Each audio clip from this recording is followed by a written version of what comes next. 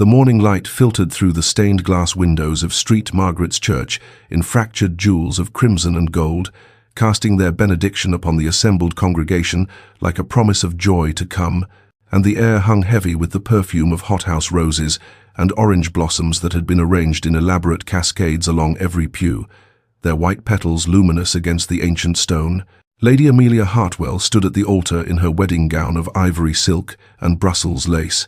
the veil her grandmother had worn draped over her dark hair like a gossamer cloud, her hands clutching a bouquet of white camellias so tightly that the stems bruised her palms through her gloves,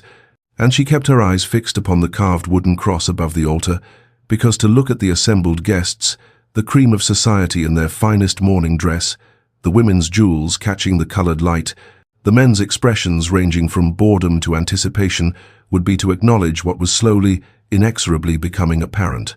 Time passed with the weight of stone. The vicar cleared his throat once, twice, 3 times, each sound echoing through the vaulted space like a small condemnation, and shifted his weight from foot to foot,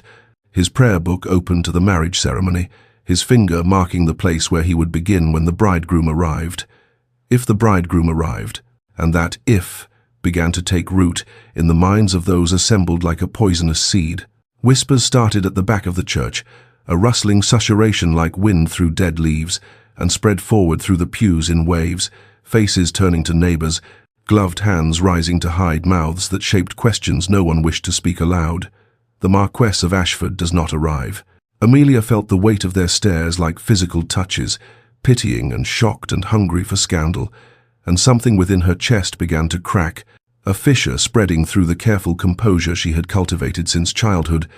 since she had first understood that a lady's greatest accomplishment was the concealment of every genuine feeling beneath a surface of polished perfection. Her father, Lord Hartwell, stood rigid in the front pew, his face darkening from pink to crimson to a dangerous purple, his hands clenched into fists that trembled with barely suppressed rage, and beside him her mother had begun to weep silently,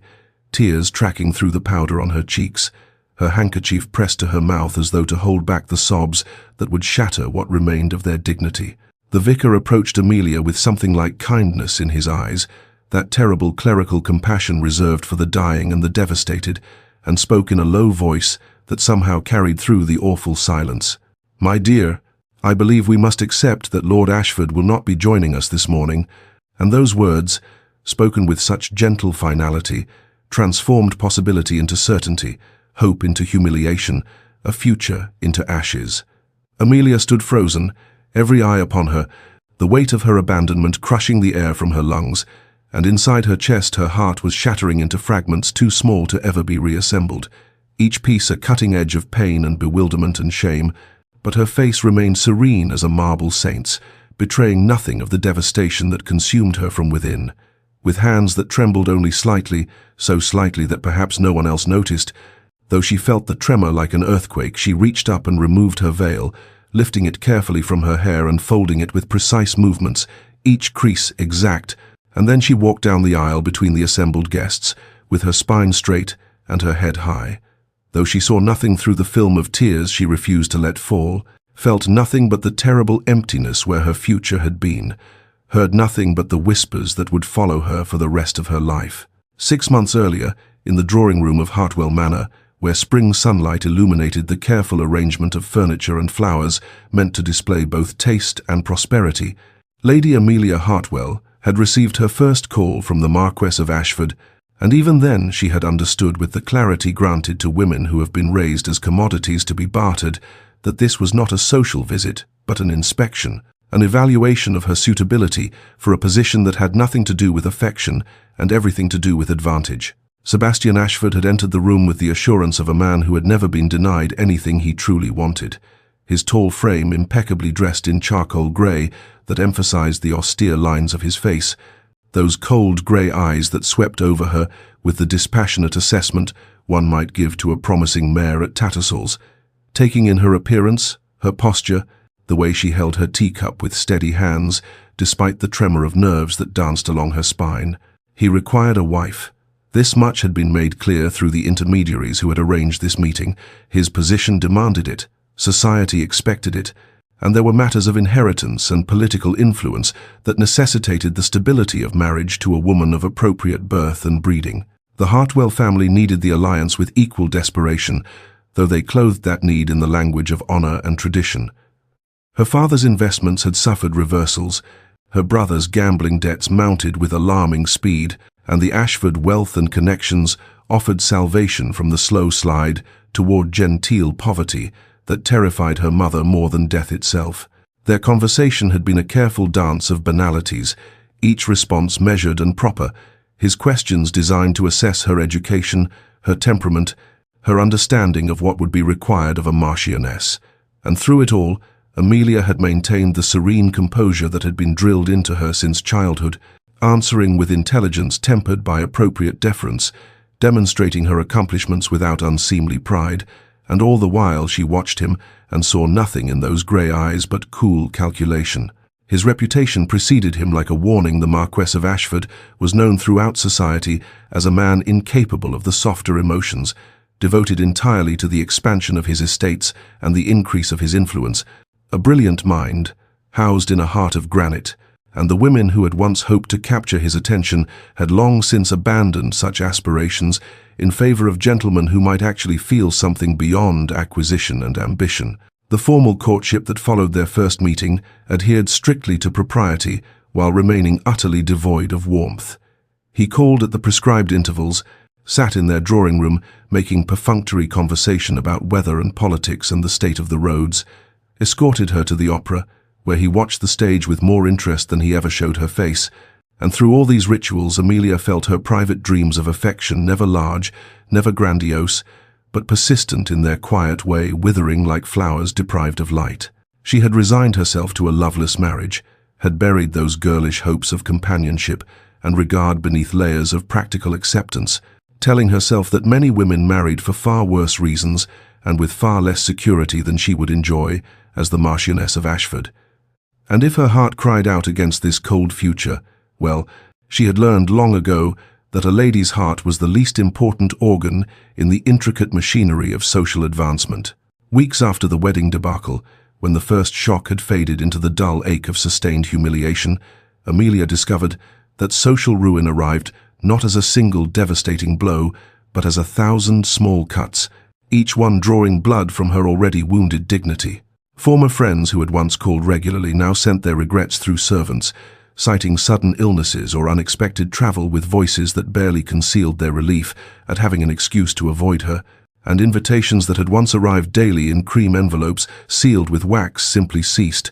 her social calendar emptying like water through cupped hands until there was nothing left but blank pages, stretching into an equally blank future. The whispers followed her everywhere. She dared venture to the modiste, where she'd once been greeted with enthusiasm and was now served with barely concealed pity, to the park where she walked and felt eyes tracking her progress like spectators at a tragedy,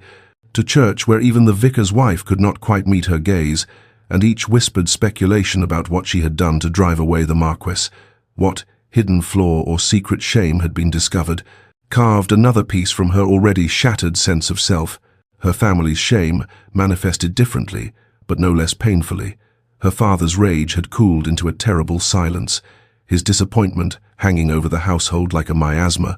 and he could barely look at her without his jaw tightening, his hands clenching, as though the sight of her reminded him of the alliance lost, the debts unpaid, the social standing that slipped further from their grasp with each passing day. Her mother wept frequently and without warning, dissolving into tears over dinner or during morning calls from the few loyal friends who still visited, and these tears felt like accusations, each one a reminder that Amelia had somehow failed in the one task for which she had been carefully prepared her entire life. Amelia retreated to their countryside estate in Surrey, seeking in solitude what she could no longer find in society, some measure of peace, some space to breathe without feeling the weight of judgment and speculation, crushing her chest and her parents, perhaps grateful to remove the visible reminder of their disappointment from London's scrutiny, agreed readily to her self-imposed exile. The estate, with its gardens gone slightly wild and its fewer servants, felt like sanctuary after the suffocating falseness of town, and she spent her days walking the grounds in old dresses that no longer mattered, her hair coming loose from its pins without anyone to see or care. her face free of the careful composure she had maintained for so long that it had felt like a mask grown into her skin. Her internal struggle followed her even here, away from society's judgment. The humiliation warred constantly with a residual hurt that cut deeper than shame. The terrible knowledge that he had not even cared enough to offer explanation had simply vanished, as though their months of courtship and the promises implicit in their engagement had meant nothing, as though she herself had meant nothing, and this casual cruelty wounded her more profoundly than the public abandonment because it suggested she was not even worth the courtesy of honesty. She attempted to rebuild herself through small acts of reclamation, planting bulbs in the garden that would bloom in spring when surely this pain would have faded, reading the books she had never had time for during the social season, teaching herself to find solace in her own company, since it seemed that was all she would have for the foreseeable future. And during the days she almost convinced herself that she possessed the strength to survive this, that she would not let this break her, that she would find a way to construct a life from the ruins of her expectations. But each night brought tears she hid even from herself, burying her face in her pillow so that even the walls would not hear her grief, weeping not just for the public shame or the lost position, but for the private dreams she had begun, against all wisdom, to nurture during those formal courtship calls, the foolish hope that perhaps beneath his cold exterior lay a man capable of regard, and the devastating realization that she had been wrong, that she had meant so little that he could abandon her without a word, without a thought, without even the basic respect one would show a stranger. Sebastian Ashford sat in the darkened study of his London townhouse, the curtains drawn against the afternoon light that seemed too bright, too cheerful for the desolation that consumed him, and the brandy decanter on the desk before him was already half empty, though the clock had barely struck 3, each glass burning down his throat without bringing the oblivion he sought, only a fuzzy-edged clarity that made his self-loathing sharper rather than dulling it as he'd hoped. The morning of the wedding returned to him in fragments that cut like glass the letter that had arrived with his breakfast tray, cream paper sealed with anonymous black wax, and he could still see the words, though he'd burned the vile thing in a fit of rage. Lady Amelia has been carrying on a liaison with your brother Julian these past months. The courtship with you merely a pretense to secure the title, while she continues her true affection elsewhere, and you are being made a fool before all of society. His pride, that damned pride that had always been both his armor and his prison, had reared up with such force that rational thought became impossible, and the pain, the pain had been unbearable because somewhere during those formal calls and stilted conversations he had begun to care for her in ways that terrified him, had noticed the intelligence in her eyes when she thought no one was watching, the dry humor she suppressed beneath proper responses, the grace with which she moved through the world, and he had started to believe that perhaps this marriage of convenience might become something more, something real, something he'd never expected to want. The thought that she had been deceiving him, using him, playing him for a fool while carrying on with Julian of all people, his charming, affable brother, who had always possessed the easy warmth that Sebastian lacked, had felt like a knife between his ribs, and rather than confront her, rather than demand the truth and risk confirming the betrayal, he had fled like a coward, sent word that he was called away on urgent business, and left her standing at the altar, because facing her had seemed impossible when he could barely breathe through the agony of imagined treachery. Now, weeks later, with brandy singing bitter songs in his blood, doubt plagued him with increasing insistence, whispering that perhaps he had been too hasty, too willing to believe the worst, and Julian's behavior, these past weeks, struck him as odd in ways he couldn't quite articulate. His brother had been too attentive, too quick to offer sympathy, too smug beneath the veneer of brotherly concern, and there was something in his eyes when Sebastian's suffering was mentioned that looked unsettlingly like satisfaction. Sebastian's realization, arriving with the slow horror of watching a structure collapse, was that he had begun to care for Amelia far more than he'd admitted even to himself, that the prospect of loving her and losing her had been so terrifying that when presented with evidence of betrayal, his wounded pride and aching heart had seized the excuse to run rather than risk the vulnerability that true feeling demanded, and in his cowardice he had destroyed an innocent woman's life, and quite possibly his only chance at the happiness he'd spent 30 years pretending he didn't want or need. Sebastian's investigation began with a clarity born of desperation.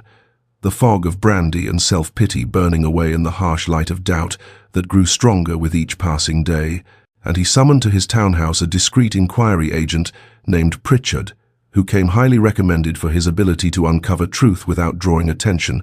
a thin man with shrewd eyes who listened to Sebastian's halting explanation without judgment and simply nodded when asked to determine the veracity of the letter's claims. The agent set to work with methodical precision, interviewing servants from both households under various pretexts, reviewing correspondence that Sebastian provided access to through his considerable influence, tracking Julian's movements during the courtship months through a combination of social calendar reconstruction and careful questioning of those who might have observed the alleged liaison, and each piece of evidence that returned to Sebastian's desk contradicted the letter's poisonous claims with increasing definitiveness. Amelia and Julian had barely known each other. The servants confirmed they had been introduced only twice, both times at formal gatherings with dozens of witnesses present, and their conversations had been brief and proper, observed by chaperones and other guests, with no opportunity for the intimacy the letter suggested, and certainly no indication of affection beyond basic courtesy. The correspondence review revealed nothing remotely suspicious in Amelia's letters to friends and family, only the careful optimism of a young woman entering into an arranged marriage with cautious hope that it might become something more. And Julian's social calendar showed him occupied elsewhere on most occasions when he supposedly would have been conducting this affair, his time accounted for by club memberships and mistresses of his own, whose existence Pritchard documented with uncomfortable thoroughness. Sebastian's growing horror at what he had done manifested physically. He could not sleep, could barely eat, spent hours staring at the evidence that proved Amelia's complete innocence and his own catastrophic failure, and the letter itself haunted him until one sleepless night he retrieved it from where he'd saved the charred fragments, smoothing them out with shaking hands and studying the handwriting with a nagging sense of familiarity he could not quite place, something about the formation of certain letters that whispered of recognition just beyond conscious reach. His pride, that damned pride that had always been his shield and his prison, had made him believe the worst without question, had seized upon the letter as confirmation of his deepest fear that he was unlovable, that any affection shown him must be false, that he did not deserve the happiness that had seemed to shimmer just within reach. And in believing this, he had destroyed an innocent woman's life, and quite possibly his own chance, at the very happiness his wounded pride insisted he could never possess. This was his first true emotional reckoning, the moment when he could no longer hide behind justifications or wounded feelings, when he had to face squarely what he had done, abandoned a blameless woman at the altar, subjected her to public humiliation and social ruin, robbed her of her reputation and her future, all because he had been too cowardly to confront her, too afraid of vulnerability to risk the conversation that might have revealed the truth, too trapped in his own fear of feeling to choose trust over suspicion, and the weight of this knowledge sat on his chest like a stone, making each breath an effort and each moment of consciousness an exercise in self-loathing that he knew he deserved and would deserve for however long he lived, with the consequences of his cowardice. The breakthrough came on a grey Thursday afternoon when Sebastian was reviewing the charred letter fragments for perhaps the 100th time, and the handwriting's nagging familiarity suddenly crystallized into recognition, the peculiar way the capital M looped back on itself, the sharp downward stroke of the Y, the overly elaborate flourish on the S, and he strode to his desk with sudden purpose, retrieving from a drawer the stack of correspondence he'd received over the years from various family members, his hands shaking slightly as he sorted through until he found what he sought. Letters from his cousin Margaret Ashford, and the handwriting matched perfectly despite her obvious attempt to disguise it, the underlying habits of penmanship too ingrained to fully conceal. Margaret, who had been raised alongside him after her parents' death, who had always assumed with unshakable conviction that she would become his wife, who had grown cold and distant when he announced his engagement to Amelia, and whose absence from the wedding he had barely noticed in his own turmoil, but now struck him as significant, deliberate, the absence of someone who could not bear to witness what she had destroyed. Sebastian arrived at Margaret's townhouse in Mayfair with the letter fragments and her correspondence in hand, his rage a cold, controlled thing that made his voice deadly quiet when her butler showed him to the drawing room where she sat taking tea, and she looked up at his entrance, with an expression that flickered between false innocence and something darker, more satisfied, before settling into brittle composure. "Sebastian, what an unexpected," she began, but he cut her off by placing the evidence on the table before her, the charred fragments beside her own letters, and watched as the color drained from her face before returning in two bright spots of defiant anger on her cheekbones. Her confession, when it came after a tense silence broken only by the clock's relentless ticking, was venomous and unrepentant. She had loved him her entire life, had been promised by her dying mother that she would be his marchioness, and when he chose that insipid Hartwell girl instead,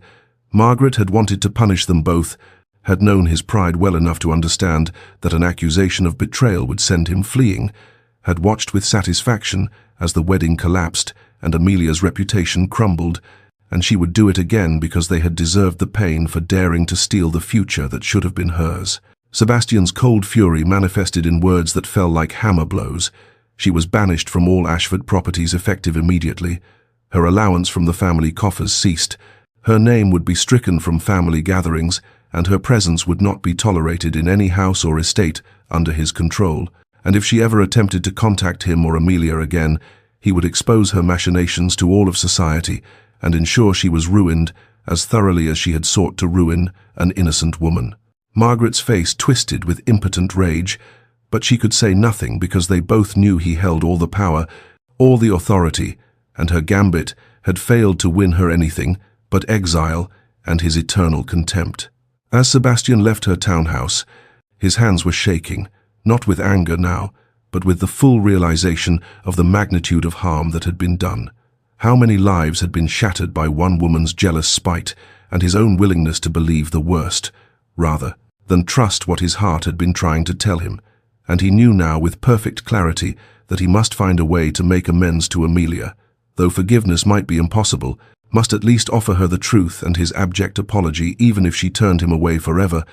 must try to repair the irreparable, because the alternative was living with this crushing guilt and the knowledge that he had destroyed his one chance at happiness through cowardice and pride. And so he made his decision standing on the street outside Margaret's house with the autumn wind cutting through his coat.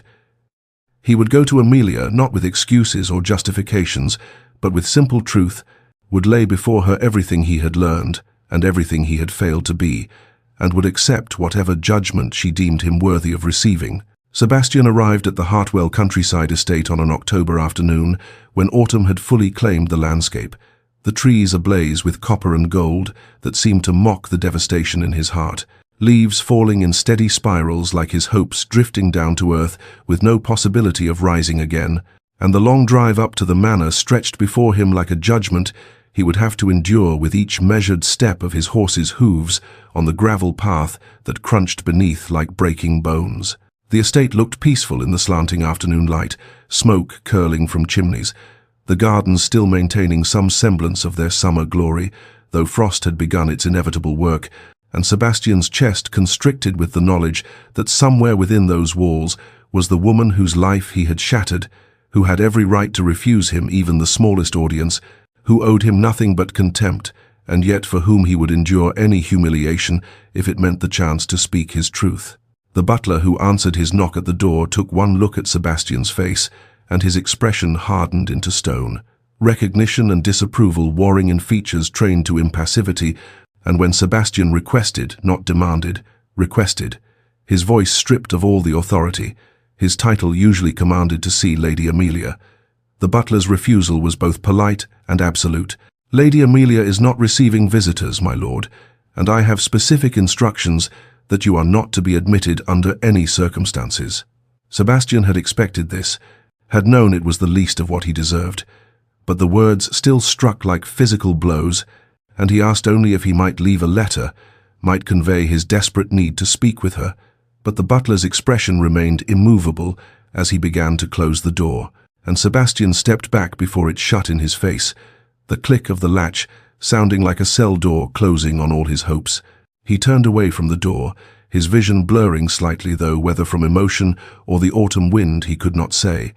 and it was then, glancing up at the manor's windows in one last desperate sweep, that he saw her, Amelia, standing in what must be the morning room, pale as alabaster in a dress of deep blue, a book in her hands, though she was not reading, but rather staring out at the gardens with an expression of such profound melancholy that his heart cracked anew at the sight of her suffering he had caused through his cowardice and pride.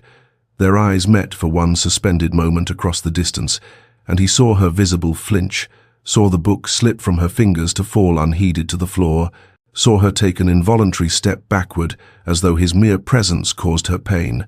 And then she turned away sharply, disappearing from view, and Sebastian stood frozen on the drive, feeling as though he had been struck, because that flinch, that instinctive recoil told him, more clearly than any words, the depth of the wound he had inflicted, the fear or revulsion or simple pain that his face now inspired in her.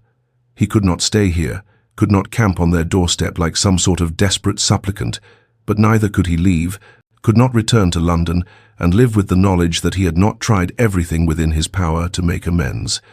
And so he rode back to the village and took rooms at the modest inn, an establishment far beneath his usual standards, but close enough to the estate that he could maintain his vigil, could at least remain near her, even if she would not see him. The days that followed established a pattern that became both his penance and his purpose. Each morning he rode to the estate gates, always stopping there rather than approaching the house again, and he would wait for some sign, some acknowledgement, though none ever came. He wrote letters, not justifications or excuses, but simple truths. His investigation's findings, Margaret's betrayal, his own culpability laid bare without defense, and left them with the gatekeeper, an elderly man who accepted them with increasing pity, but never with any assurance they would be read. And Sebastian suspected they were destroyed, unopened, burned perhaps, or simply discarded, his words never reaching the eyes for which they were intended. Amelia's father appeared on the third day of this vigil, striding down the drive with rage in every line of his body, and the threat he delivered was both creative and sincere. If Sebastian did not remove himself from the vicinity immediately, Lord Hartwell would personally horsewhip him through the village and damn the scandal it would cause, because his daughter had suffered enough at Ashford hands, and he would see Sebastian in hell before allowing him to torment her further with his unwanted presence. Sebastian endured this with bowed head and steady voice, saying only, "I deserve that, and worse, my lord, but I cannot leave until she knows the truth, until I have at least tried to explain and apologize for the unforgivable harm I have done her." And Lord Hartwell's face had purpled with fury, but also perhaps with a reluctant recognition of Sebastian's obvious suffering, though it did not soften his resolve to see Sebastian gone. Yet Sebastian remained, day after day, enduring the contempt of the servants who saw him at the gates, the whispers of villagers who recognized the Marquess of Ashford reduced to keeping vigil like a lovesick boy, the cutting wind and early frosts that signaled winter's approach. And through it all he stayed, because the alternative, abandoning her a second time, even to spare her his unwanted presence, was unthinkable, because he was driven by a desperate need not to win her back, for he knew he had no right to hope for that, but simply to ensure she knew the truth, knew that she had been innocent and wronged, knew that he took full responsibility for the destruction of her reputation and her peace, and that if he could undo any of it by any means, including the sacrifice of his own life or position or comfort, he would do so without hesitation. This being the least of what he owed the woman he had abandoned at the altar, the woman he now understood with crushing clarity that he loved, had perhaps loved even then, though he had been too proud and too frightened to recognize the feeling until it was too late and he had destroyed any chance of her ever returning it. Lord Julian Ashford arrived at the Hartwell estate on a crisp November morning, when the first frost had silvered the remaining garden flowers and the sky hung low and grey with the promise of winter, his carriage fine and his manner impeccable as he presented himself at the door with expressions of fraternal concern and gentlemanly sympathy, claiming he had come to inquire after Lady Amelia's well-being and to offer his sincere apologies for his brother's unconscionable behaviour, his voice pitched perfectly between outrage on her behalf and sorrowful embarrassment at bearing the Ashford name. Amelia received him in the drawing-room with her mother present as propriety demanded. Her initial response, one of discomfort at entertaining the brother of the man who had destroyed her, but Julian's manner was so solicitous, so carefully respectful, that she found herself unable to refuse his visit without appearing churlish. And besides, she reasoned, He could hardly be blamed for Sebastian's sins, could he? Julian had always been the charming one, the brother who smiled easily and spoke with warmth where Sebastian had been cold and remote, and now he wielded that charm like a carefully honed weapon, expressing his horror at what had transpired, his assurances that he had always thought her a lady of the highest character, his rage at his brother's treatment of her, and his fervent wish that there was something, anything, he might do to ease her suffering or restore even a fraction of what had been taken from her. What Amelia could not see, what only the readers might perceive in the calculation behind his sympathetic eyes, was the intricate web Julian had woven with their cousin Margaret months before. How he had planted the seeds of the plan in Margaret's jealous mind, had helped her craft the letter that would destroy the engagement, had positioned himself perfectly to swoop in as the compassionate alternative once Sebastian had fled, all of it orchestrated with the cold precision of a man who had spent his entire life watching his elder brother inherit everything by accident of birth, and had finally found a way to claim what he believed should have been his. Julian had never cared particularly about Amelia herself. She was merely a means to an end, a valuable piece on the chessboard of his ambition. But if he could win her affection and eventually her hand, he would gain not only her considerable dowry and connections, but also the exquisite satisfaction of taking from Sebastian something his brother had wanted. And beyond that, Julian had longer plans, still plans that involved scandal and manipulation, and ultimately challenging Sebastian's position itself. Plans that required Amelia as an ally and a shield, and eventually, once she had served her purpose, as a tragic casualty of the war between brothers. He began calling regularly, always with some small gift or thoughtful gesture, always perfectly timed to seem spontaneous rather than calculated. And Amelia, isolated in her grief and confusion, found herself almost grateful for the company, even as something in her recoiled slightly from his excessive attention, from the way his hand would linger just a moment too long when helping her from a chair, from the too familiar manner in which he spoke to her, as though they were intimate friends rather than bare acquaintances. Julian's campaign was patient and methodical. He spoke often of Sebastian's failings, his coldness, his inability to appreciate what he had been given, and he contrasted these with gentle implications of his own different nature, his capacity for warmth and devotion, his understanding of what a woman like Amelia deserved, and all the while his mind calculated the steps ahead, the precise moment when he would declare himself, the way he would position the marriage as her salvation and his defiance of his unworthy brother, the social rehabilitation it would bring her, and the power it would bring him. Amelia, for her part, accepted his visits with polite reserve, not recognizing the manipulation because she was too lost in her own pain to see clearly, too starved for any human connection that wasn't tinged with pity or scandal to question the convenience of his sudden devoted attention, and so Julian's presence at the estate became a regular occurrence, even as Sebastian kept his lonely vigil at the gates. The two brothers engaged in parallel campaigns for vastly different reasons. One, driven by desperate love and genuine remorse, the other by cold ambition and the intoxicating prospect of finally eclipsing the brother who had always cast him in shadow. Sebastian learned of Julian's presence at the Hartwell estate through the village gatekeeper, an elderly man who had come to regard Sebastian's daily vigils with a sort of pitying familiarity, and who mentioned in passing that Lord Julian's fine carriage had been seen on the drive several times in recent days, and the words struck Sebastian like a physical blow, his entire body going cold. Despite the November wind, as pieces suddenly began connecting in his mind with terrible clarity. Julian's behavior in the weeks before the wedding, that smug satisfaction barely concealed beneath expressions of fraternal sympathy when Sebastian had confessed his doubts. The two quick offers to call upon Miss Hartwell and ensure she understands the family's regret, and most damning of all, Julian's intimate knowledge of their cousin Margaret's temperament and vulnerabilities, the way he had steered conversations toward her jealous nature as though planting seeds, as though preparing ground for something Sebastian had been too blind and too devastated to recognize. The realization crashed over him with the force of a winter storm. This had been a conspiracy, a calculated plot between Julian and Margaret to destroy his engagement, and Julian, his own brother, his own blood, had orchestrated the entire catastrophe,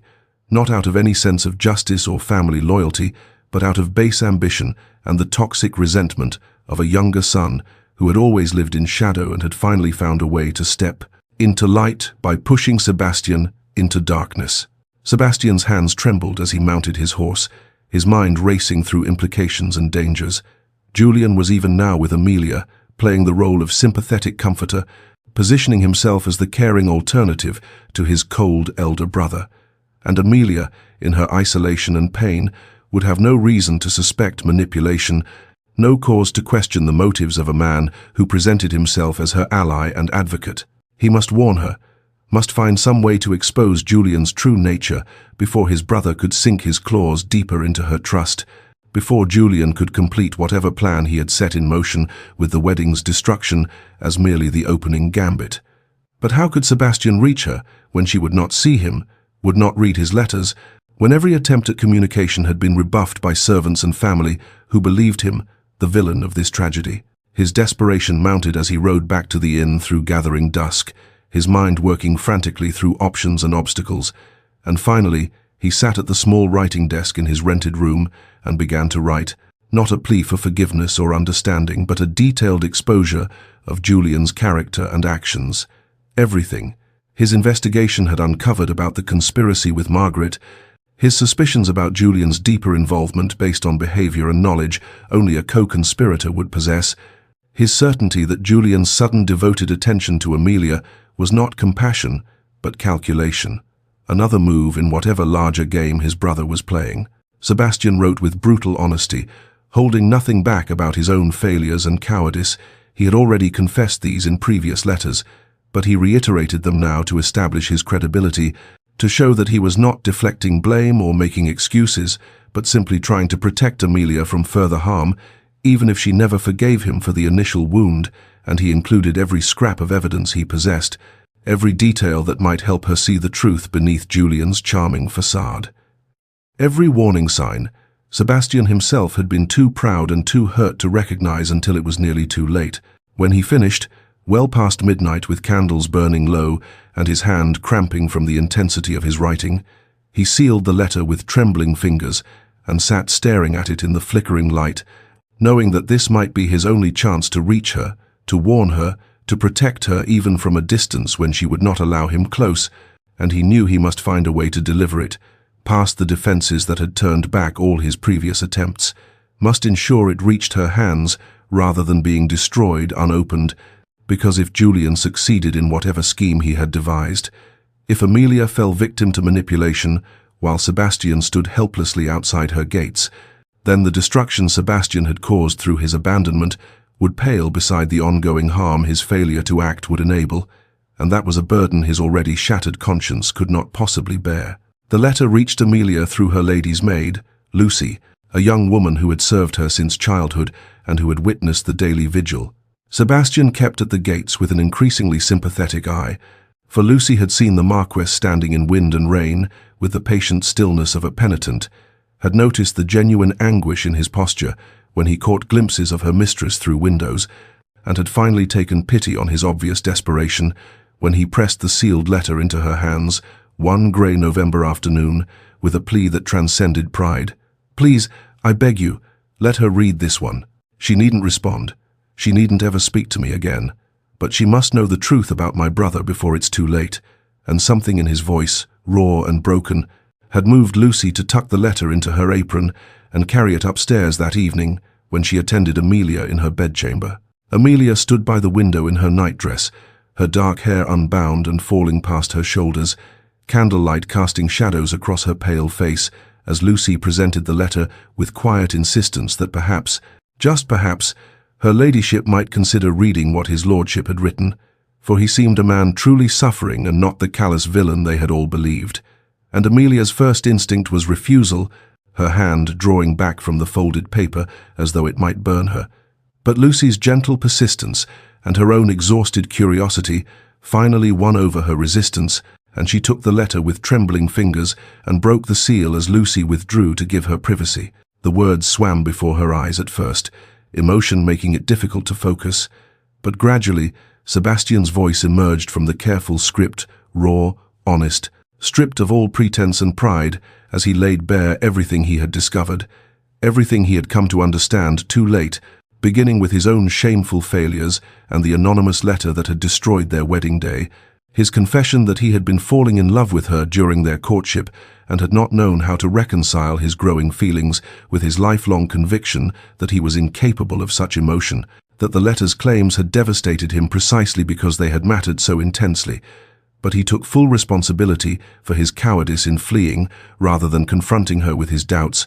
for believing the worst without question because his pride had been so thoroughly wounded. Then the letter shifted to his investigation, detailing with methodical precision how every claim in that anonymous letter had proven false, how Amelia and Julian had barely known each other, and certainly never been alone together, how he had eventually traced the letter to their cousin Margaret and confronted her to obtain a full confession of her jealous plot to destroy the engagement. And here Sebastian's words grew more urgent as he laid out his suspicions about Julian's deeper involvement, the too convenient timing of Julian's appearances, his intimate knowledge of Margaret's vulnerabilities, his smug satisfaction at the wedding's failure that Sebastian had been too devastated to recognize as complicity, his immediate and excessive attention to Amelia in the aftermath that spoke not of genuine sympathy, but of calculated positioning. Sebastian warned her with desperate clarity that Julian was not what he seemed, that his brother's current courtship was manipulation rather than honest affection, that Julian had orchestrated the entire catastrophe for his own ambitions, and now sought to complete his scheme by winning Amelia's trust and eventually her hand. And Sebastian begged her to observe Julian carefully, to question his stories and his motives, to protect herself, even if she could never forgive Sebastian for failing to protect her when it had mattered most, his words concluding not with pleas for reconciliation, but with simple, abject apology, and the fervent wish that she might at least be spared further harm, even if Sebastian himself remained forever unforgiven. Amelia read the letter twice, then a third time as candles burned lower and the night deepened around her. Her emotions, a storm of confusion and pain-fury at Sebastian's abandonment, still burned hot in her chest,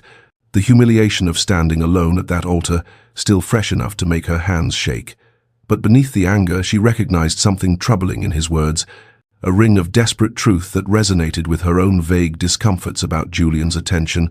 and as she sat in the flickering candlelight, reviewing every interaction she'd had with Julian through this new lens of suspicion, details began standing out with uncomfortable clarity. The way Julian's sympathy had always felt slightly performative,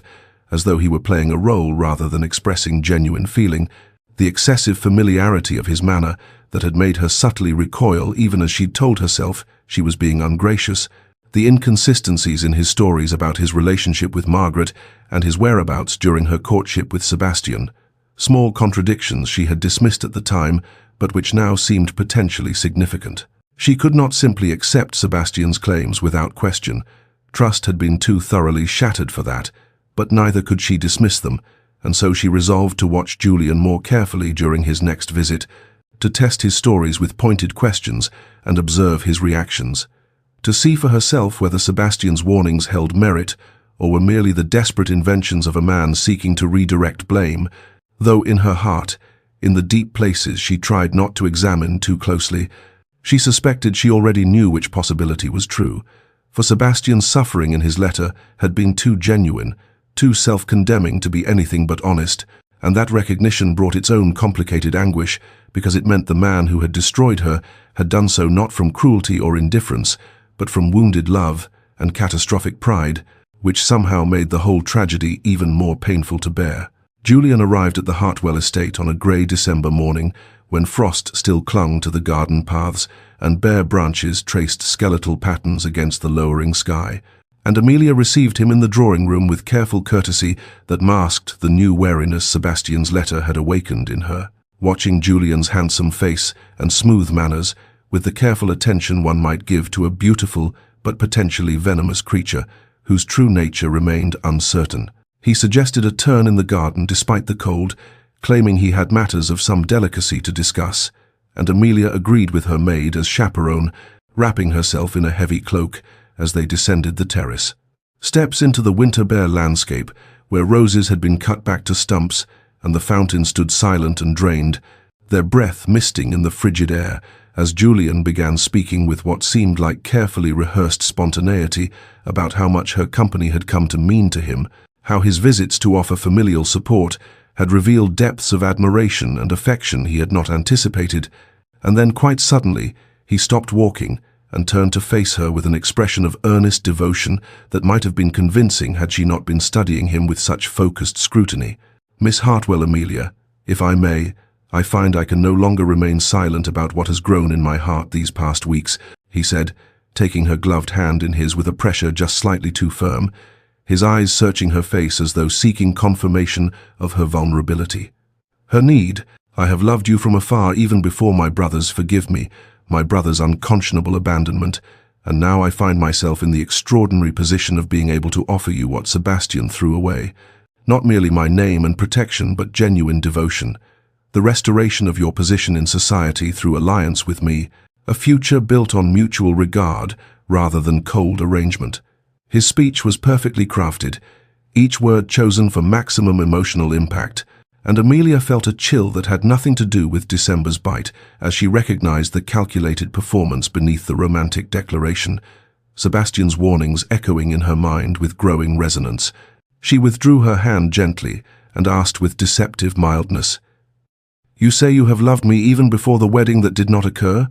How curious, as we had met only twice before that day, and always in the company of others. When precisely did this affection take root?" She watched his face carefully as she spoke, and though his expression remained one of tender devotion, something flickered behind his eyes, a flash of annoyance at the unexpected question, at her failure to respond with the grateful acceptance he had clearly anticipated. He recovered quickly, laughing as though her precision amused him. "A man may admire from a distance, may he not? I noticed you at various gatherings, heard reports of your grace and character, and when Sebastian announced his intention to marry you, I confess I felt the sting of having waited too long to make my own interest known." But the explanation rang false, too smooth and too convenient, and Amelia pressed further with the pointed questions Sebastian's letter had suggested, asking about Julian's relationship with their cousin Margaret, whether he had seen her around the time of the failed wedding, what he knew of her feelings toward Sebastian's engagement. Julian's mask slipped further with each query, his smile growing fixed and his eyes hardening with barely suppressed anger as he realized she was not the broken, grateful victim he had expected, but rather a woman alert to deception and unwilling to be manipulated. And finally, when she asked directly where he had been on her wedding morning and whether he had known in advance that Sebastian would not appear, his facade cracked entirely. "What has Sebastian been telling you?" he demanded, his voice sharp with sudden fury, his grip on her arm tightening until it became painful as he stepped closer with a threatening intensity that transformed his handsome features into something ugly and cruel. "That interfering fool, he cannot leave well enough alone even after destroying his own chances. Has he been filling your head with suspicions, trying to poison you against me out of jealous spite?" Amelia tried to pull away, but his fingers dug into her arm through the heavy cloak, and she saw in that unguarded moment of rage the complete truth of what Sebastian had warned. This was no devoted suitor, but a calculating predator, whose charm had been merely a tool for manipulation, whose entire courtship had been strategy rather than affection, and the recognition filled her with cold fear as Julian continued speaking, his words vicious now that pretense had been abandoned. "You should be grateful for my attention. You ruined little fool, you are damaged goods now, scorned by society, pitied at best and mocked at worst, and I am offering you a way back to respectability when you deserve nothing but the obscurity your humiliation has earned you." Sebastian had taken rooms at the village inn, where he maintained his daily vigil, and on that grey December morning he stood at his window, overlooking the road to the Hartwell estate, with the restless vigilance of a sentry who knows danger approaches but cannot yet see its form, and when he observed Julian's distinctive carriage rolling past toward the estate gates, his entire body went rigid with alarm, as instinct screamed, warning through every nerve Julian would not make a casual call on such a bitter day, without purpose, and Sebastian's growing certainty that his brother had orchestrated the entire catastrophe with Margaret made this visit feel suddenly, urgently dangerous in ways he could not fully articulate, but felt with absolute conviction. Without pausing for hat or gloves, without regard for propriety or the restraining orders Amelia's father had threatened, Sebastian strode from the inn and began walking rapidly toward the estate, his pace increasing to a run as dread mounted in his chest, and he arrived at the gates breathing hard and pushed through without announcement, ignoring the startled groundskeeper's protests as he followed some nameless instinct toward the winter garden where he and Amelia had once walked during their stiff, formal courtship. The scene that met his eyes ignited a rage so pure and absolute, it transcended anything he had known in his carefully controlled life. Julian, gripping Amelia's arm with bruising force, his handsome face twisted with ugly fury as he spat vicious words about her ruined state and how she should be grateful for his attention, and Amelia, pale and frightened, but meeting Julian's anger with desperate dignity, even as she tried futilely to pull away from his punishing grasp. Sebastian's vision narrowed to a tunnel of protective fury as he crossed the frozen garden in 4 long strides and seized Julian's shoulder, wrenching him away from Amelia with such force that Julian stumbled backward, and the brothers faced each other across 3 feet of frost-hard ground, with years of rivalry and jealousy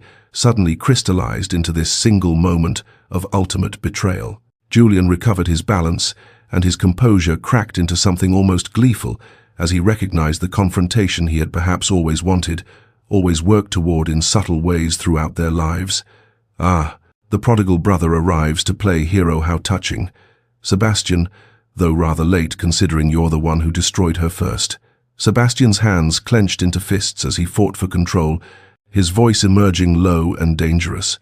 You orchestrated this. All of it. With Margaret. The letter, the wedding, your calculated courtship. You wanted to take everything I had, to watch me destroy it myself, and then claim the pieces. Julian's smile was a terrible thing, acknowledgement and mockery combined. Always so clever, brother, yet not clever enough to see what was happening until it was too late. Yes, I orchestrated your downfall. I wanted your title and your position, and yes, I wanted her too. Wanted to take the wife you didn't deserve and make her grateful to me instead. Wanted finally to step out of your perfect shadow and claim what should have been mine from birth if I'd only had the fortune to be born first. The confession hung in the frigid air like poison, and Sebastian felt something fundamental break loose inside him. All the careful control and cold logic that had defined his existence shattering under the weight of this betrayal, and when Julian made a dismissive gesture and turned as though to approach Amelia again, Sebastian's restraint ended entirely. He lunged forward and drove his fist into Julian's jaw with all the force of his fury and pain and desperate need to protect what he had failed to protect before, and Julian staggered but came back swinging, and the fight began in earnest, raw and brutal, and stripped of all gentlemanly pretense as they crashed together with years of resentment finally given physical form. They fought with the savage intensity of men, for whom words had become wholly insufficient, their bodies crashing through the winter garden with brutal momentum that sent them careening into the stone fountain's edge, and through dormant rose beds where frozen earth offered no cushion, and this was not the refined violence of a gentleman's duel with its rules and seconds and honorable distance, but rather something primal and desperate, fists connecting with flesh in impacts that echoed across the frozen landscape, as decades of rivalry and resentment found physical expression in each blow exchanged. Julian fought with the cunning of a man who had always relied on manipulation rather than direct confrontation, using dirty tactics without hesitation, striking at Sebastian's throat, attempting to gouge at his eyes, kicking viciously at his knees, fighting as he had always lived, without honor or constraint, seeking vulnerable points with calculated cruelty, born of ambition that recognized no boundaries. But Sebastian fought with something Julian had never possessed and could not understand. Righteous fury transmuted into protective ferocity, every blow driven not by selfish desire, but by desperate need to defend what he had failed to defend before,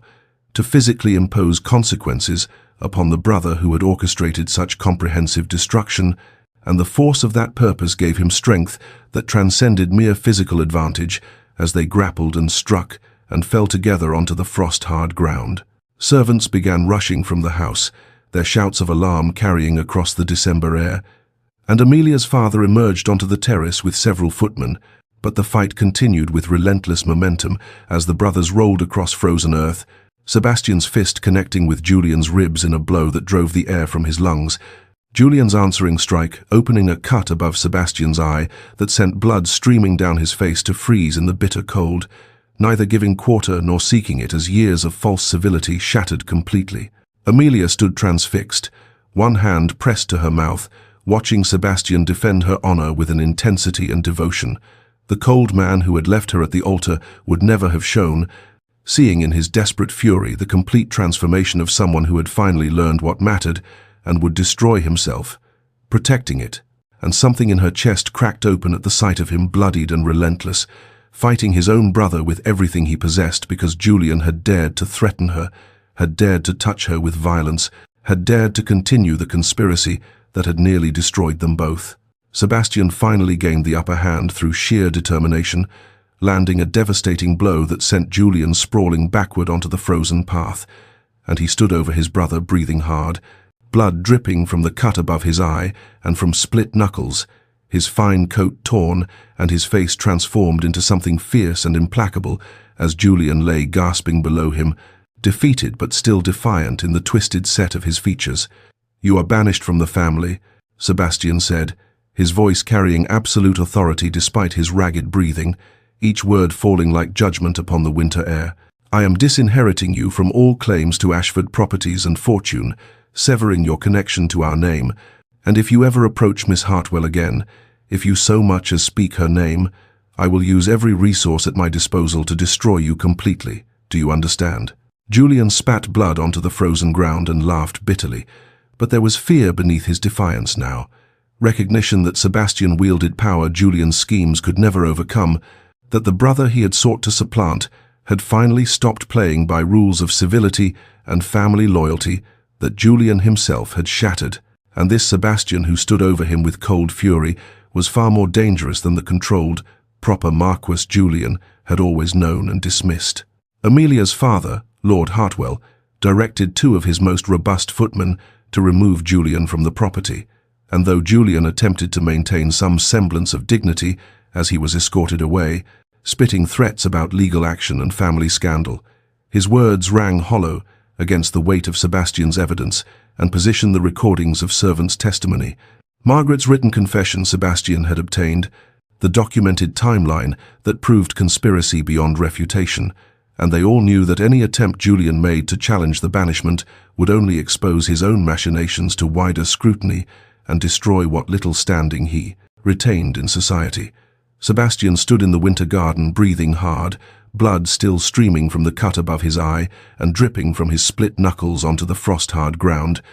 exhaustion and pain beginning to register now that the fury of combat had passed, and he swayed slightly on his feet as he watched his brother disappear down the drive in disgrace. He had done what he came to do, had protected Amelia from Julian's predation and exposed the conspiracy that had destroyed their wedding day, and now there remained nothing but to leave as he had promised her father he would months ago, to return to the village inn and eventually to London,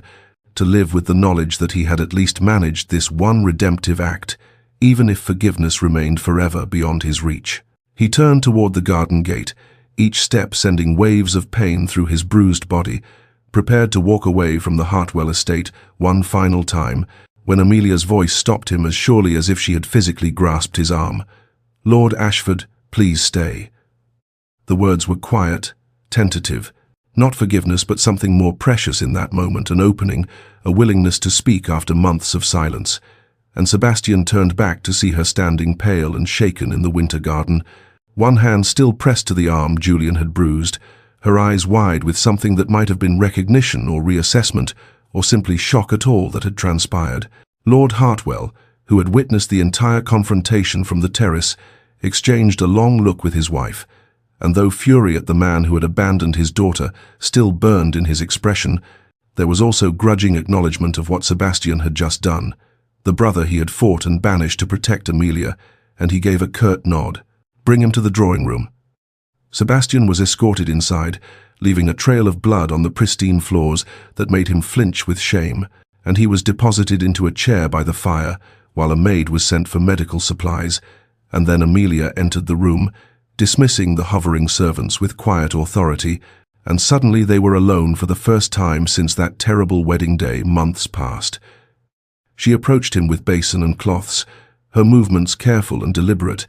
and began tending his wounds in tense silence, broken only by the crackle of the fire and his barely suppressed flinch when her fingers brushed the cut above his eye, not from pain, though the wound stung fiercely, but from the unbearable tenderness of her touch, the gentleness he had forfeited all right to receive,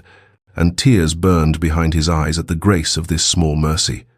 "You came," she said finally, her voice carefully neutral as she cleaned blood from his brow. "You came when I needed you. I will always come," he replied hoarsely, the words emerging like a vow. "If you need me, I will always come, even if you never wish to see me otherwise." They sat in chairs drawn close to the fire as winter rain began to fall beyond the windows, painting the December afternoon in shades of grey that somehow made the drawing room feel both sheltered and suspended outside of time, and Sebastian began speaking in a voice scraped raw by emotion and exhaustion,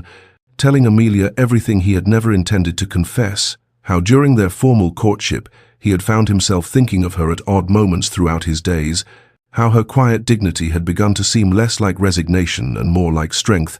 how he had caught himself actually looking forward to their stilted conversations and arranging his schedule around the perfunctory calls that duty required, and how this gradual awakening of feelings he had never expected to experience had terrified him, because the Marquess of Ashford was not supposed to care, was not supposed to need, was not supposed to feel his chest tighten when she smiled briefly at something he said, or his pulse quicken when her hand brushed his during a walk through her father's gardens.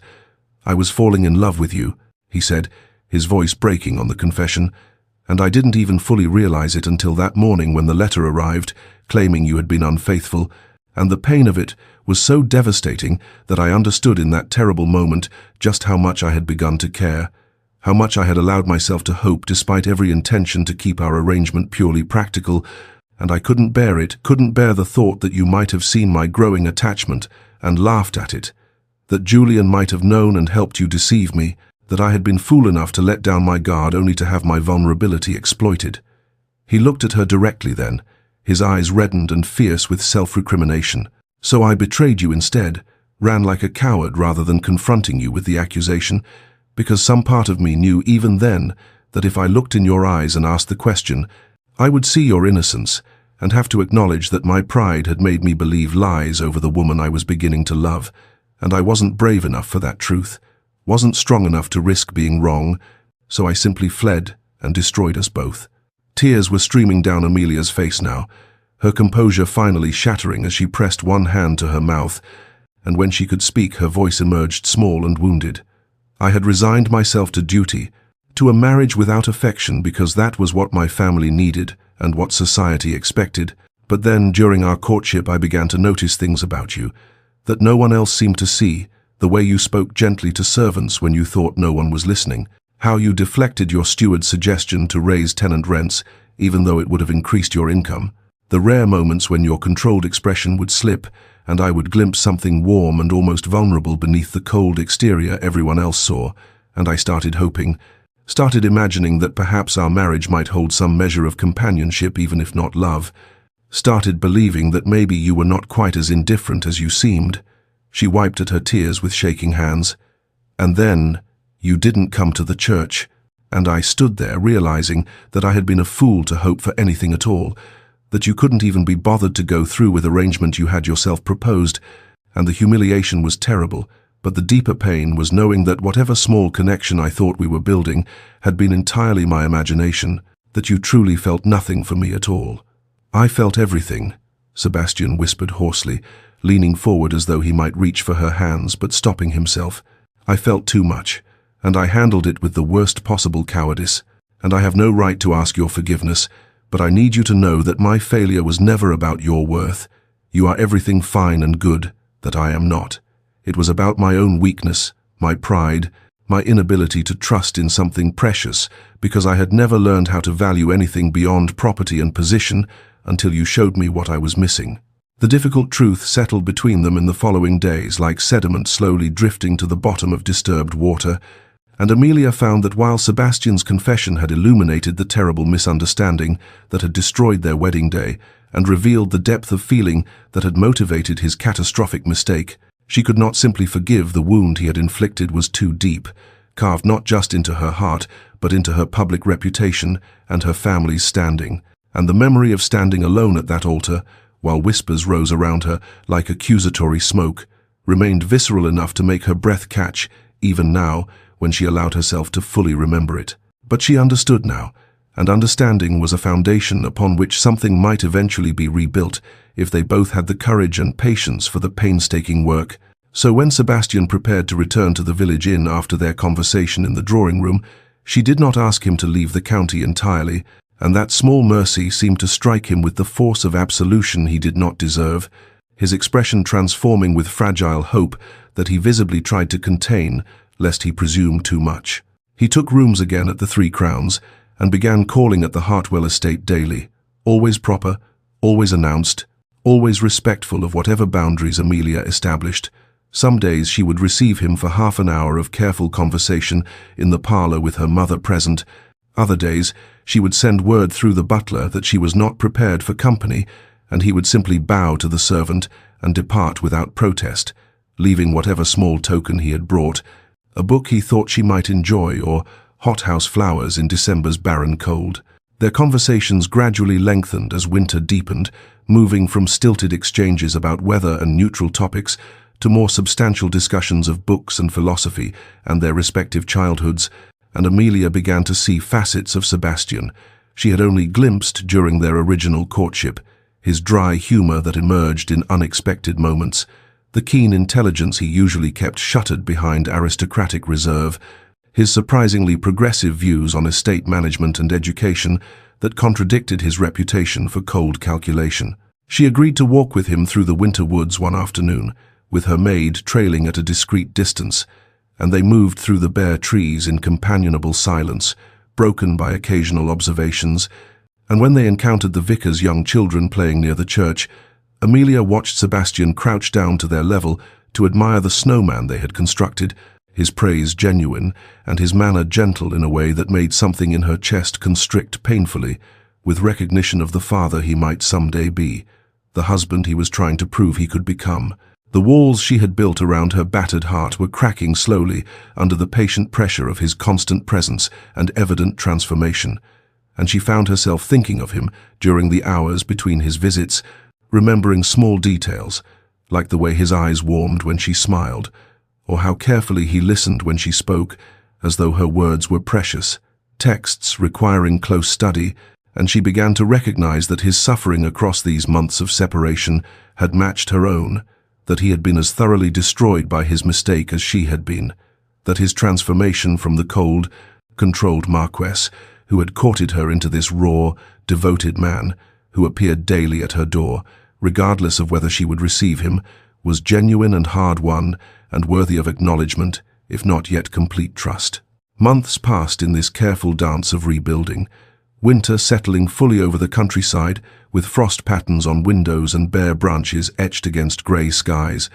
and through the accumulated weight of Sebastian's constant, patient presence, through morning calls that stretched into afternoon conversations, through walks along frozen paths where their breath misted in the cold air, and he would offer his arm with a question in his eyes rather than assumption, through books exchanged with notes in the margins where they carried on written dialogues about philosophy and poetry, through his unfailing respect for every boundary she established, and his visible joy at each small grace she extended. Amelia found herself undertaking an internal journey as transformative as his external one, learning slowly and painfully to trust again, to believe that his devotion was genuine rather than performance, to allow herself to feel the love she had suppressed, first out of duty and then out of self-protection. There were small moments of connection that accumulated like snow, building imperceptibly into drifts that could reshape a landscape. The afternoon she laughed genuinely at his dry observation about the pompous squire, who had called on her father and looked up to find Sebastian watching her with such tender wonder that her breath caught. The evening he arrived, with his cloak dusted with snow, and she helped brush it away without thinking, their hands stilling when they accidentally touched, and neither pulling away for a long, suspended moment. The day they sat reading in companionable silence in her father's library, and she glanced over to find him not reading at all, but simply looking at her as though trying to memorize her profile, and instead of feeling observed, she felt cherished. The turning point came on an afternoon in late February when they were discussing a particularly complex passage in a volume of essays, and she addressed him as Sebastian rather than Lord Ashford, the intimate use of his given name emerging naturally without conscious decision, and she watched his careful composure crack as emotion flooded his expression, not presumptuous triumph, but humble gratitude that seemed to fracture something in his chest, his voice rough when he whispered, "Thank you," as though she had granted him a gift beyond price rather than simply spoken his name. Her family's acceptance came gradually as well, earned through Sebastian's unwavering dedication and visible transformation.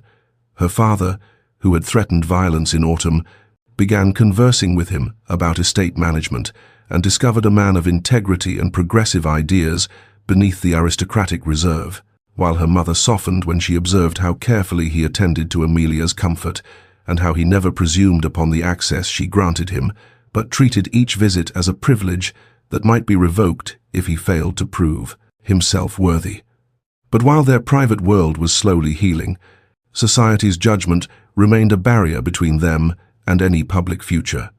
Amelia was still the jilted bride, her reputation stained by abandonment, and Sebastian, despite his wealth and title, could not simply announce their reconciliation without subjecting her to fresh scandal and cementing her position as the desperate woman who took back the man who humiliated her. For them to have a real future together, not hidden in the countryside but able to move freely in the world they inhabited, he would need to publicly claim responsibility for what had happened and somehow rehabilitate her reputation in the eyes of the society that had judged her so harshly. And as winter began its slow turn toward spring, they both understood that this reckoning was approaching. That private healing, precious as it was, would not be enough to build the life they were beginning, tentatively, to envision together. Sebastian's grand gesture came in early March, when the London season was just beginning, and the city's ballrooms were filling with society's elite, eager for fresh entertainment and scandal, and he sent invitations for a ball at Ashford House that carried the weight of command rather than mere invitation. The Marquess of Ashford, one of the wealthiest and most powerful peers in England, was hosting his first major social event in nearly a year, and despite the whispers about his failed wedding and mysterious absence from society, no one of consequence could afford to decline without risking his considerable displeasure and the social isolation that would follow. Amelia received her invitation at the Hartwell townhouse, where she had reluctantly accompanied her parents for the season, her stomach twisting with apprehension because Sebastian had not told her of his plans beyond asking her to trust him for one more night, to grant him the opportunity to try to repair what his actions had broken. And though she had agreed because these months had taught her that his word had become inviolable,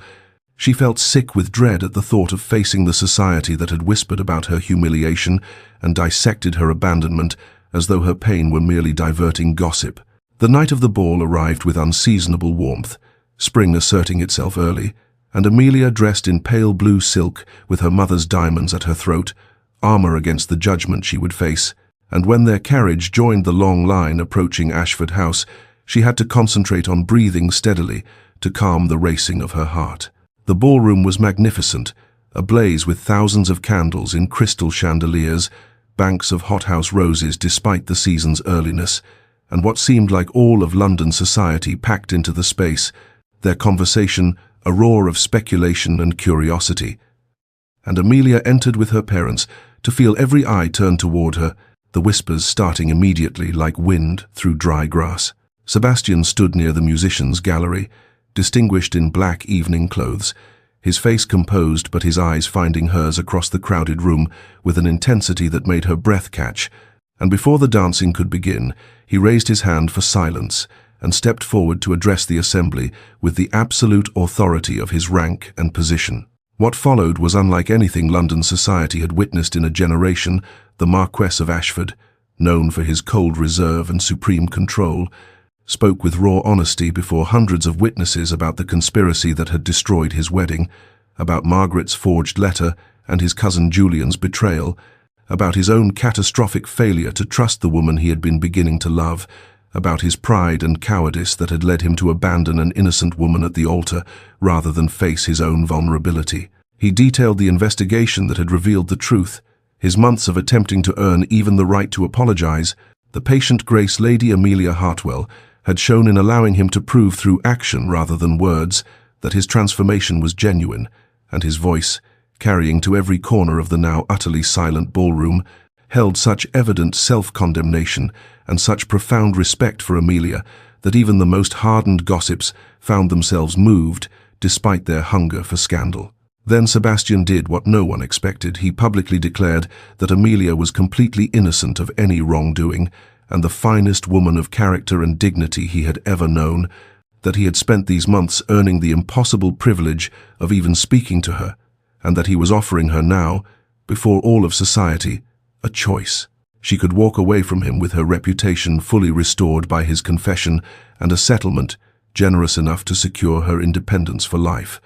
Or she could accept his proposal of marriage made properly this time, not from duty or alliance, but from a heart that had been transformed through suffering into something capable of the devotion she had always deserved. The ballroom held its collective breath as Sebastian turned fully toward Amelia, and in his eyes she saw everything they had traveled through together, the devastation and the patient rebuilding, the pain and the gradual healing, the man he had been and the man he had fought to become, and she understood that he was giving her not just a choice but her power back, offering her the agency his abandonment had stolen, willing to accept her rejection before all these witnesses if that was the justice she required. Amelia felt every eye in the ballroom fixed upon her as Sebastian's proposal hung in the air between them, offering her the choice that would define both their futures, and for a suspended moment she stood frozen, not by fear, but by the profound weight of what this decision meant, not simply whether to accept a proposal of marriage, but whether to publicly declare that healing was possible, that transformation could be genuine, that love could be built from the ruins of devastation through patience and painful honesty. Her heart pounded against her ribs as she stepped forward through the silent crowd that parted before her like water, their avid faces blurring at the edges of her vision, while Sebastian remained in sharp focus, his composure held by the thinnest thread as he watched her approach with such vulnerable hope that she felt her own carefully maintained reserve begin to crack. When she reached him, she did not immediately speak, but stood for a long moment, simply looking at the man before her, not the cold Marquess who had assessed her like livestock in her father's drawing room, not the coward who had fled rather than trust her, but the man who had spent months proving through action rather than words that he had been transformed by his failures into someone capable of the devotion he had once been too proud and too frightened to offer. Then Amelia turned to address the assembly with a steady voice that carried her own strength, her own agency reclaimed, and she spoke of the pain that Sebastian's abandonment had caused, acknowledging it honestly rather than pretending society's judgment had not wounded her. But she also spoke of the long road they had traveled together through autumn and winter into early spring, of the patience he had shown in respecting every boundary she established, of the genuine remorse that had driven him not to make excuses, but to take full responsibility and work tirelessly to become worthy of a second chance he knew he might never receive. She told them that she had witnessed his transformation not through grand gestures alone, but through accumulated small moments of tenderness and respect, through his protection of her from further harm, through his willingness to endure society's contempt and her own anger without complaint, because he understood it was what justice required. And she declared that the man standing before her now was not the man who had left her at the altar, but someone who had been broken by his own pride and rebuilt into something stronger and infinitely more precious through the painful process of genuine change. Then, her voice softening but remaining clear enough for every witness to hear, Amelia accepted his proposal with words that were not effusive but deeply sincere. "Yes, Sebastian, I will marry you not because you are a Marquess or because society's opinion has been restored, but because you have proven yourself to be a man of honor and genuine feeling, and because I have learned through our shared suffering that love built through adversity and hard-won trust is stronger than any affection that comes easily." The ballroom erupted into noise, gasps and whispers, and even some genuine applause from those moved by the extraordinary drama they had witnessed. But Amelia was aware only of Sebastian's face, as tears he did not bother to hide slipped down his cheeks, and he reached for her hand with such careful reverence as though she were something precious and fragile. And when she placed her fingers in his palm, his hand closed around them with gentle strength, while he whispered words only she could hear. "I will spend every day of my life proving worthy of this grace."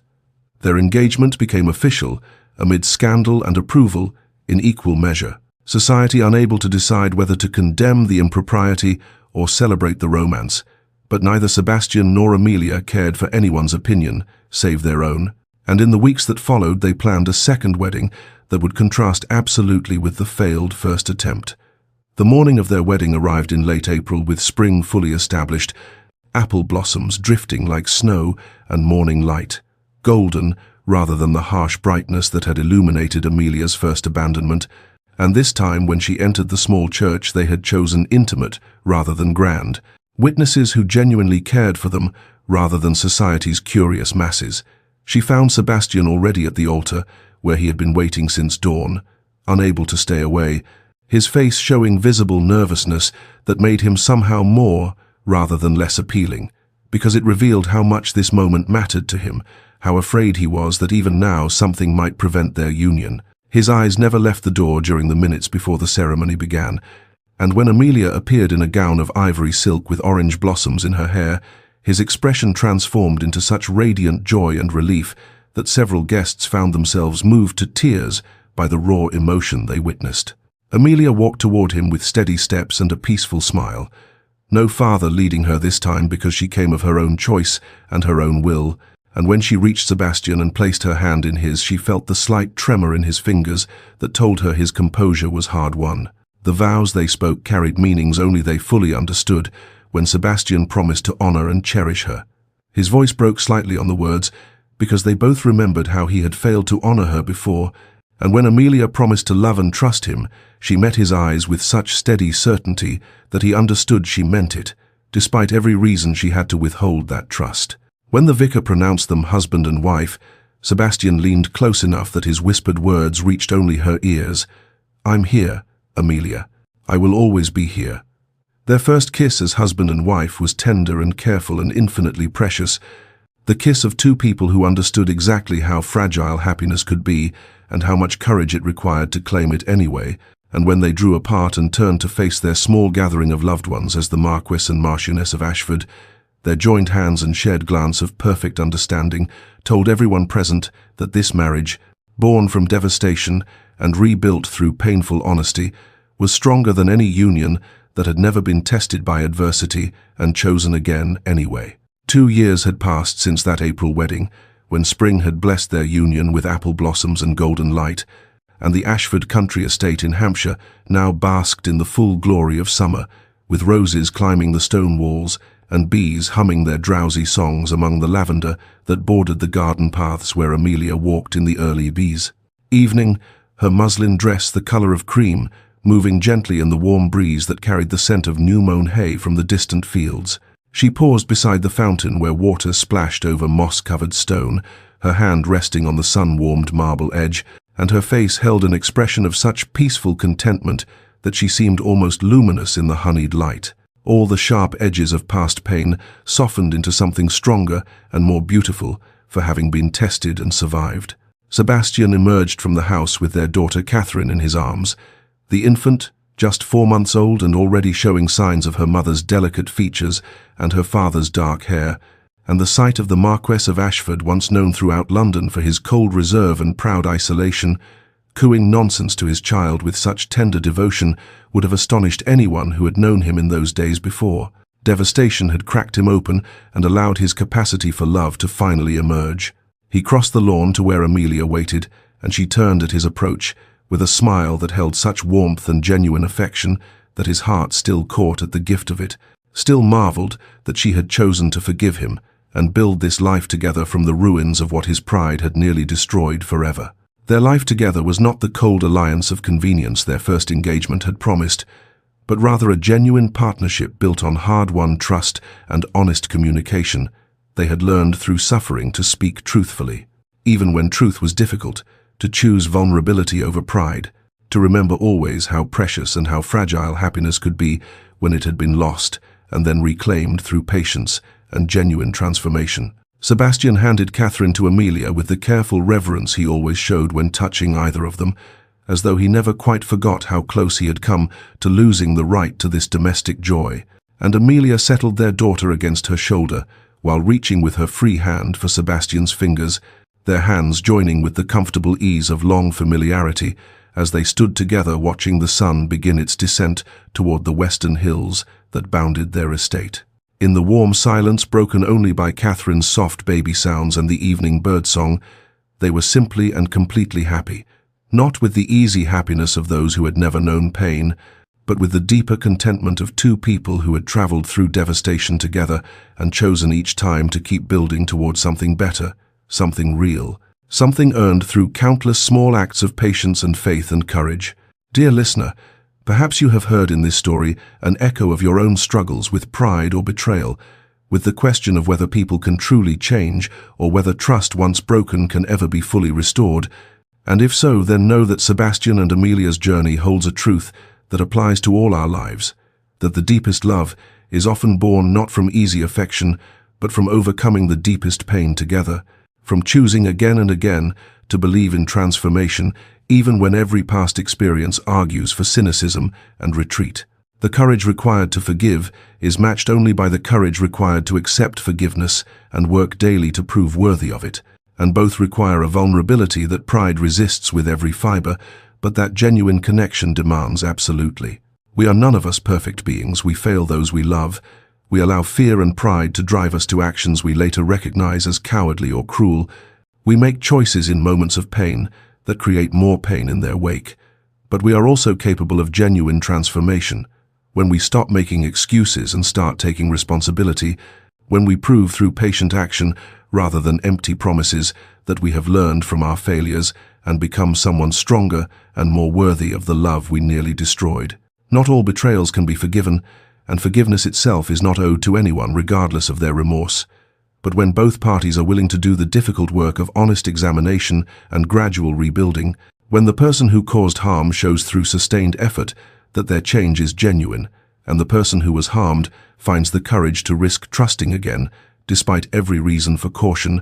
then something profound can emerge from even the deepest devastation, a love that knows exactly what it cost and values it accordingly. A partnership built on truth rather than illusion, a happiness that endures because it was tested by fire and chose to survive. May you find in your own life the courage to transform your failures into opportunities for growth, to offer grace where it is genuinely earned, and to believe that even from our worst moments can come our greatest redemptions if we are willing to do the hard and humble work that genuine change requires. And may your nights be peaceful with the knowledge that love, real love, is not the absence of struggle but the choice to keep building even when building is difficult, to keep trusting even when trust is frightening, to keep hoping even when hope seems foolish, because the alternative to close yourself off from connection to avoid potential pain is not safety, but merely a different kind of devastation, a slower dying of the spirit that genuine love, however hard won, can heal.